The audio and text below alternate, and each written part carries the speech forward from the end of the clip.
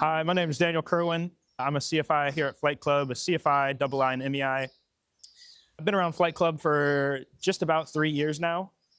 I think my kind of Flight Club journey started back 3 years ago once I had finished most of my instruction and got my initial CFI. I did most of my instruction here at Bowman Field with my dad as my instructor.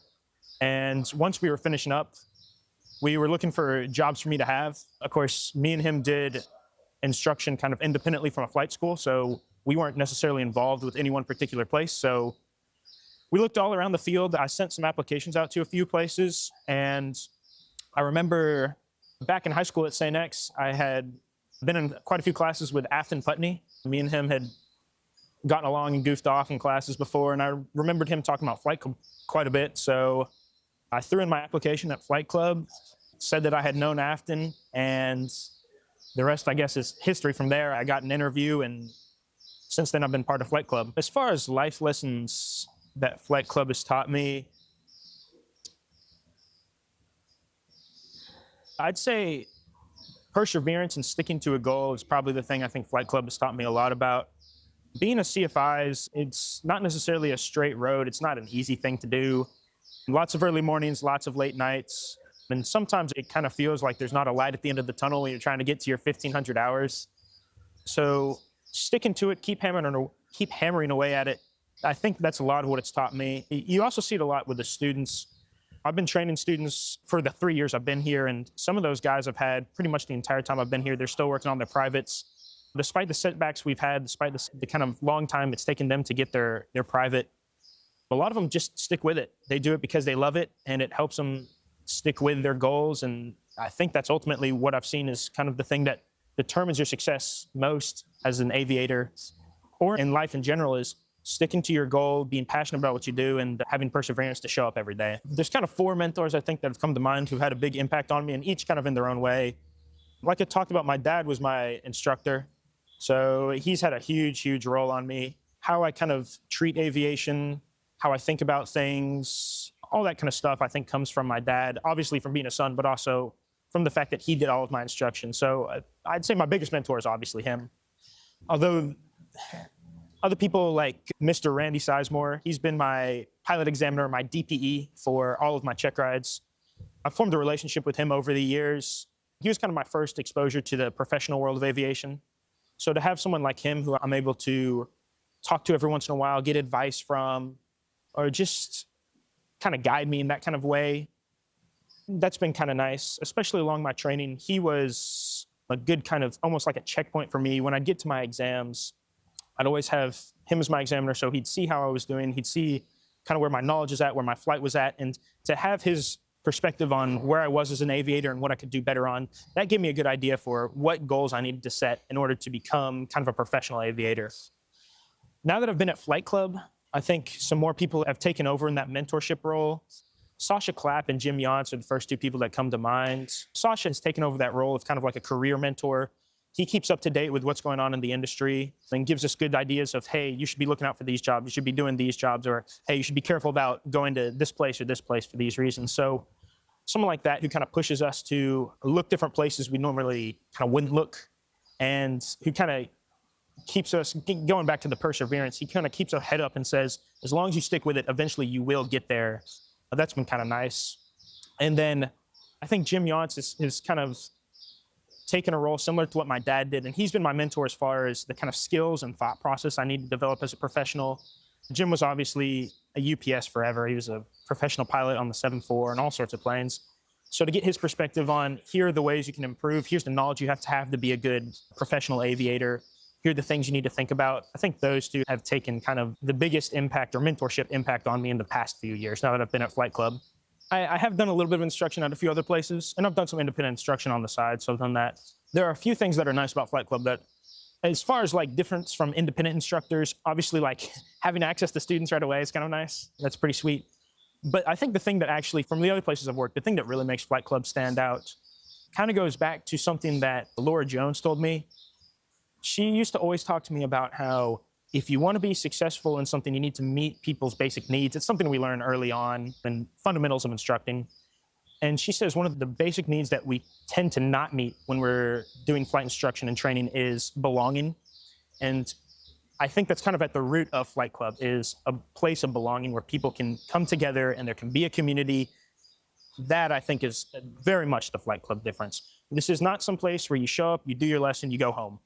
You show up, the environment's kind of dreaded, you don't like it, whatever, I don't want to be here. You leave the second you can. Flight Club's a place you show up and I end up spending hours here and I don't remember that I spent hours here. And I'm like, why is the day over? I sit and I talk with my friends and I feel like pretty much everyone here can be your friend. It doesn't matter if it's an instructor, a student, another club member, everyone is very open to being friends. But you can sit here and you can be with people all day and it's very easy. It's very natural. It's an enjoyable thing. That, I think, is what makes Flight Club different. And I have to agree with what Laura said, that the belonging aspect of it matters so much with flight training. The relationships that are built here, I have zero doubt that I'll be with these people for the rest of my life, that I'll be friends with them. I have students who I haven't seen in a year or two who still text me when they see cool planes or have questions about things. I have buddies who are off at the airlines now who, whenever they're in town, we go and we hang out. So I know that's going to keep going for the rest of my life. I think Flight Club is the reason that that's been able to happen. That's really the difference that I think Flight Club brings. Yeah, I mean, like, I have quite a few good memories, lots of late nights here with Mo, Andreas, Jonas, Eli, like all those guys. I have lots of late nights here. I think those are fun. If I was just gonna, like, one particular memory that comes off the bat, last year we all took a trip up, all the instructors took a trip up to Columbus, Indiana to get breakfast.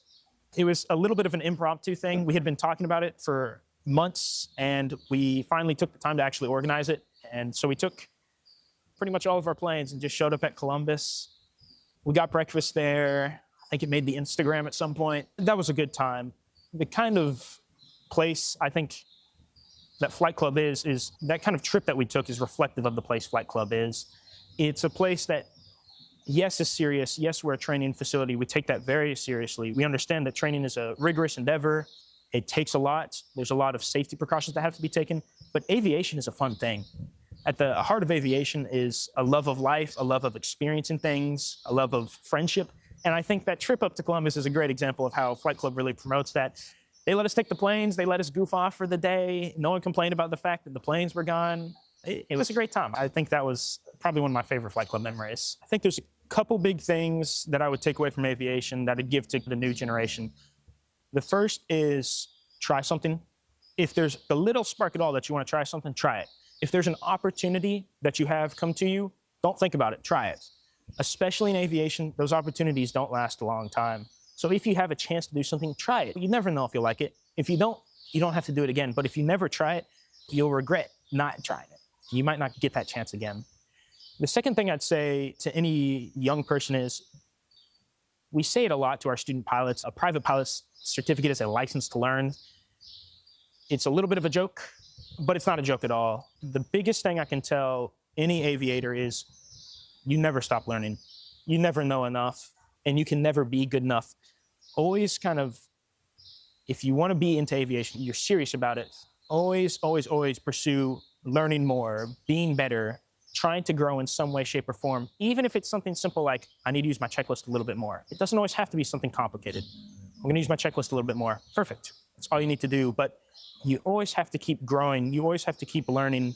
That's what will make you, at the end of the day, a successful and great aviator, is someone who, no matter what your skill level is, steps back and says, I can be a little bit better. I can always learn a little bit more. So I think that's my advice to kind of the future generation. If I had to choose a favorite airplane, that's a little hard. There's a lot of cool ones. I think of planes that are still around. There's only a few of them left, but still around. I'd say the Beech 18. It's a multi-engine, older Beechcraft airplane. Really pretty. I love to get to fly one. I love the way they look. I think they're kind of a good staple of what the golden age of aviation looked like. And to me, that's, when I think about aviation, I think kind of about that golden age, and the Beech 18 is always just kind of the first plane that comes to mind. It's hard to, like, step away and say, hey, I don't like the 747, the A380, it's huge. I mean, like, what more could you want from that? Or something like the Boeing Clipper. I mean, it's a beautiful plane. The flying boats, I think, are sweet. But if I had to just choose one, I'd say it's that Beech 18. Kind of that, to me, it's the true spirit of aviation you can see in that Beech 18. Yeah, if I had to choose a goal for aviation, yeah, and I think it'd be, I really would like to end up somewhere like UPS. Getting to fly something huge like the 747 would be sweet. It's hard to, You sit there and it kind of sounds like a kid's dream. Like a 3-year-old's like, Mom, look, that plane is huge. I want to go fly it. Guess what? It doesn't change when you're in your 20s. It's still a big plane. You still want to go fly it. I don't think there's anything cooler than being able to fly the biggest plane around, the 747. And Boeing's better than Airbus, so it wouldn't be an A380. I think something like that would be pretty sweet. As far as what else do you want to do with aviation, I think it'd be really cool to try and fly as many types of airframes as I could. One of the few things I've gotten to do now that I've been a CFI is fly quite a few more airframes. I went from flying probably 1 or 2 planes to I've flown probably around 12 different types now. It's the coolest thing ever to see, hey, how does this plane fly? What's the difference between this plane and this plane? How do different people lay the planes out? I just think that's cool. And maybe, like right now, my dream plane is a Beech 18, but maybe I get into a completely different plane. I'm like, never mind, like a Piper Cub was it. That's all I ever needed was a Piper Cub. So yeah, professional-wise, I'd love to go and fly UPS. I'd love to fly the big jets, the 747s, the 767s, whatever. As long as it's a big plane, I'm happy. But from like just a general aviation sense, I'd love to try to fly pretty much every plane I possibly could, just to get a sense for what they're all like, as many of them are. Thank you all for having me. I appreciate it. Peace out, YouTube. We're making it big. Smash that like button.